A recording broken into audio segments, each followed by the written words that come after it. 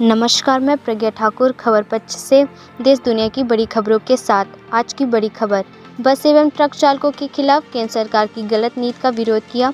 कांग्रेस जिला अध्यक्ष ज्ञान सिंह चौहान ने आयोजित पत्रकार वार्ता में कहा कि चालकों की क्या गलती है कि उन पर इस तरह का दबाव बनाया जा रहा है। आज पूरा देश हड़ताल से परेशान है। इस मामले में केंद्र सरकार निर्णय वापस ले। आगे उन्होंने क्या कहा, सुनिए पूरी रिपोर्ट। आज नववर्ष 2024 के उपलक्ष्य में मैं समस्त जिलेवासियों को अपनी शुभकामना प्रेषित करता हूं कि स्वस्थ रहें, दीर्घायु रहें और खूब तरक्की करें। उनका परिवार और वो जीवन में जो भी सपना हो उसको पूरा करें, ऐसी मेरी ईश्वर से कामना है। और इसी के साथ साथ मैं मकर संक्रांति की भी सीधी वासियों को बहुत सारी बधाई और शुभकामना देना चाहता हूँ। ड्राइवरों को लेके कानून लाया गया है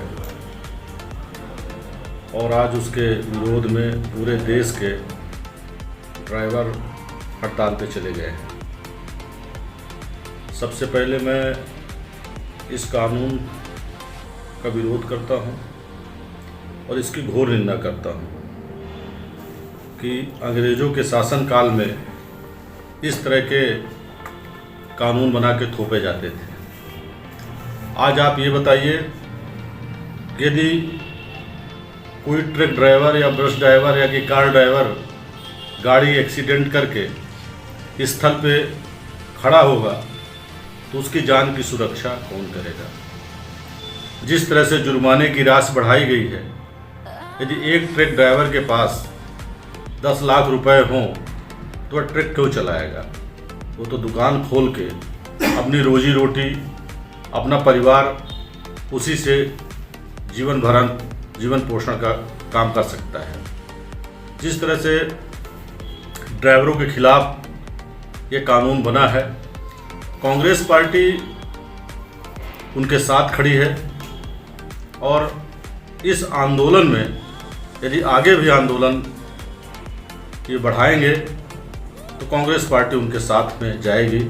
यह आज हम सीधी जिला कांग्रेस कमेटी के अध्यक्ष होने के नाते मैं संदेश देना चाहता हूँ। दूसरा, आने वाले समय में आप देखिएगा कि 3 दिन की हड़ताल है।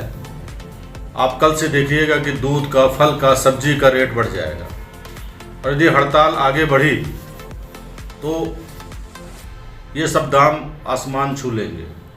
इसकी व्यवस्था क्या है, अभी इस पर सब कुंभकर्णी नींद सो रहे हैं। देश की अर्थव्यवस्था पर भी यदि लंबे समय तक हड़ताल होगी तो देश की अर्थव्यवस्था पर भी असर पड़ेगा। पूरे देश का व्यवसाय जिस तरह से प्रभावित होगा, जब मालवाहक नहीं चलेंगे तो व्यावसायिक गतिविधियां लगातार प्रभावित होंगी। यह सब नुकसान और इसकी भरपाई कौन करेगा। हमें ऐसा बड़ा ताज्जुब होता है कि जब से केंद्र में और राज्यों में भाजपा की सरकार बनी है, तब से पता नहीं, लोग कहते हैं कि